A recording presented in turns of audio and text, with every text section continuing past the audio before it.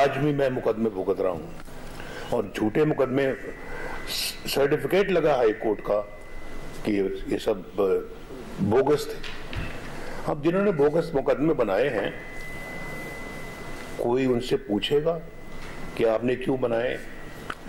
ये पता लगना चाहिए कौम को, ये इन चीजों का इल्म होना चाहिए। ये हमारा यही मुतालबा है। हमारा मुतालबा ये नहीं कि भी हम जो है ना वो इलेक्शन जीत के हुकूमत बनाए और फिर जो है ना वो बड़ी बड़ी गाड़ियों में बैठ के तो अपना वज़ीर आज़म वज़ीर आला बन के घूमते रहें। ये नहीं है। हम अपना अगर मुल्क की खिदमत करना चाहते हैं तो हम दूध का दूध और पानी का पानी भी चाहते हैं। कि इस मुल्क को खराब किया किसने है? सिर्फ हुकूमत नहीं लेंगे, 2017 के जाली मुकदमों का एहतसाब चाहते हैं, नवाज शरीफ का ऐलान। नून लीग की पार्लिमानी पार्टी के इजलास से खिताब में नवाज शरीफ ने कहा, बताना होगा उनके खिलाफ झूठे मुकदमे किसने बनाए। जस्टिस शौकत सिद्दीकी को जनरल फैज हमीद ने कहा कि नवाज शरीफ जेल से बाहर आया तो 2 साल की मेहनत जाया हो जाएगी। साकिब निसार ने कहा, नवाज शरीफ को जेल में रखना है और बानी तहरीक इंसाफ को लाना है। हमारा मुतालबा ये नहीं कि इलेक्शन जीतकर हुकूमत बनाए, बड़ी बड़ी गाड़ियों में घूमते रहें। हमारा मुतालबा है कि कौम को बताएं मुल्क में डाका किसने डाला, मुल्क को इस हाल तक किसने पहुंचाया, डॉलर क्यों महंगा हुआ, रुपया मट्टी में मिल गया। बोले, मुल्क पर एक खलड़ा मुसल्लत किया गया जिसने सियासत को चमकाने के लिए रियासत मदीना का नाम इस्तेमाल किया। उसके किस्से और कहानियां अब कौम सुन रही है। ये किस्से कहानियां थीं तो चुप रहते, कम से कम रियासत मदीना का नाम न लेते।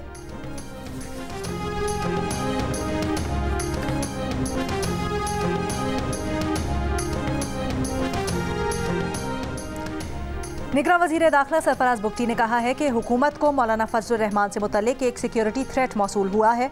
इंतखाबी मुहिम के दौरान मुल्क में सियासी रहनुमाओं पर हमलों की एक तारीख है। माजी में शौकत अजीज़, बेनज़ीर भुट्टो, सनाउल्लाह ज़हरी पर इलेक्शन मुहिम के दौरान हमले हो चुके हैं। सिक्योरिटी से मुतल्लिक इलेक्शन कमीशन की तमाम ज़रूरियात पूरी करेंगे। इलेक्शन कमीशन को जितनी पैरामिलिट्री फोर्स दरकार होगी फराहम करेंगे।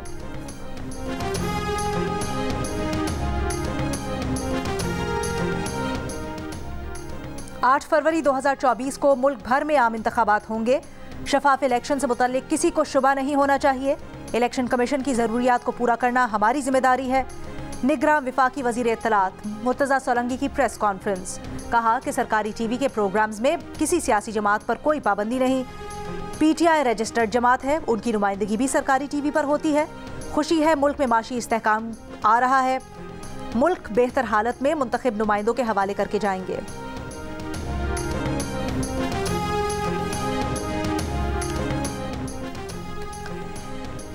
इलेक्शन कमीशन में अकबर एस बाबर के वकील की इंट्रा पार्टी इंतखाबात का लदम करार देकर दोबारा इंतखाब की इस्तदा। इलेक्शन कमीशन ने कहा, दोबारा इंतखाब भूल जाएं। इलेक्शन कमीशन का काम ये नहीं कि बार बार इंतखाबात का हुक्म दे। एक मौका दिया था, अगर कुछ गलत हुआ तो नताइज भुगतना पड़ेंगे। दरख्वास्त गुजार के वकील ने कहा, PTI के मरकजी दफ्तर गए, कागजात नामजदगी समेत दीगर तफसीलात फराहम नहीं की गई। चीफ इलेक्शन कमिश्नर ने कहा कि आपके पास क्या सबूत है कि आपने कागजात नामजदगी हासिल करने के लिए कोशिश की। इस सवाल पर अकबर एस बाबर ने बतौर सबूत वीडियोस पेश कर दी। कहा, वीडियो में देखा जा सकता है, कबूल है कहकर इंट्रा पार्टी इंतखाबात को मुकम्मल कह दिया गया। दरख्वास्त गुजार महमूद खान ने भी कहा, उनको भी इलेक्शन लड़ना था लेकिन कोई कागजात नहीं मिले। इलेक्शन कमीशन का PTI को नोटिस। मीडिया से गुफ्तगू में अकबर एस बाबर ने कहा, PTI वकील कहते हैं नून लीग ने भी ऐसे इंतखाबात करवाए। PTI क्या अब पीपल्स पार्टी और नून लीग की मिसालें देगी?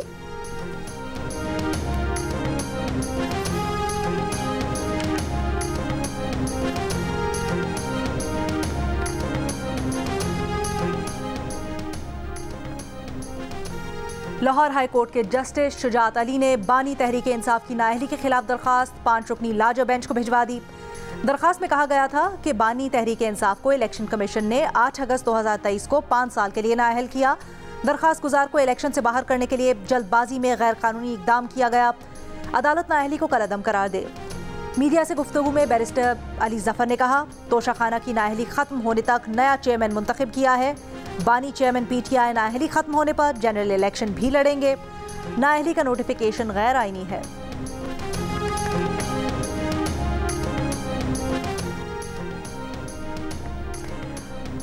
नून लीग के MQM से बड़े ताने बाने बन रहे हैं। कहा गया था कि इस जमात से बात नहीं होगी। साबिक वजीर आला सिंध और पीपल्स पार्टी के रहनुमा मुराद अली शाह की तनकीद। हैदराबाद में मीडिया से गुफ्तगू में पीपल्स पार्टी रहनुमा निसार खोड़ो ने कहा, इत्तेहाद बन रहे हैं, इसका मतलब है कि इन्हें अपनी कुव्वत पर भरोसा नहीं। कोई इलेक्शन कमीशन को पटवारी बनाना चाहता है। पहले चेयरमैन पीटीआई और आज नवाज शरीफ कहते हैं कि विफाक कंगला हो गया। 190 मिलियन पाउंड करप्शन रेफरेंस में मुल्जिम शहजाद अकबर, जुल्फी बुखारी, ज़ियाउल मुस्तफ़ा और फराह गोगी के इश्तिहार जारी।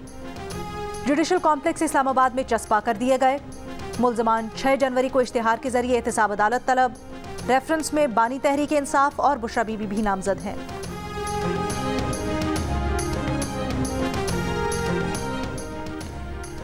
पाकिस्तान स्टॉक एक्सचेंज में हुकूमत की पहली सुकूक नीलामी। स्टॉक मार्केट में एक और रिकॉर्ड 100 इंडेक्स 66,000 पॉइंट्स की सतह अबूर कर गया। निगरां वजीर आजम अनवारुल हक काकड़ ने तारीखी मौके पर रिवायती घंटी बजाकर ट्रेडिंग का आगाज किया। तकरीब से खिताब में कहा, IMF मुआहिदे ने सरमायाकारों का एतमाद बहाल किया। माशी बेहतरी से स्टॉक मार्केट सितंबर से 40% बढ़ी है। डॉलर का भाव सितंबर में 307 रुपए था, जो आज 284 के लगभग है। महंगाई की शरह कम होकर 29.3% हुई है। इस कामयाबी में हुकूमत पाकिस्तान और तमाम स्टेक होल्डर्स के शुक्रिया अदा करते हैं। सानिया जड़ावाला के मुतासिरीन को मुआवजे की अदायगी में मुश्किलात का सामना। सुप्रीम कोर्ट जड़ावाला चर्च नजर आतिश करने के केस की जल्द समाअत के लिए मुतफरिक दरख्वास्त दायर। अक़लियती रहनुमा सैमुअल पारे की जानिब से दायर दरख्वास्त में कहा गया है कि 8 सितंबर के बाद केस दोबारा समाअत के लिए मुकर्रर नहीं हुआ।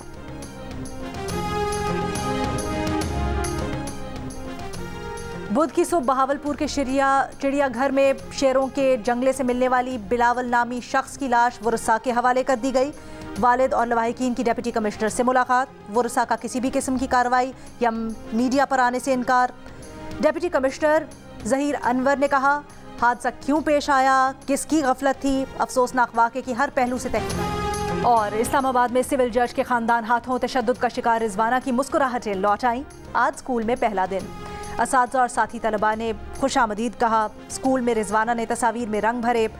रिजवाना तशद्दुद केस में सिविल जज आसिम हफीज़ को नौकरी से बर्खास्त करने की दरख्वास्त इस्लामाबाद हाई कोर्ट में ज़ेर समाअत है।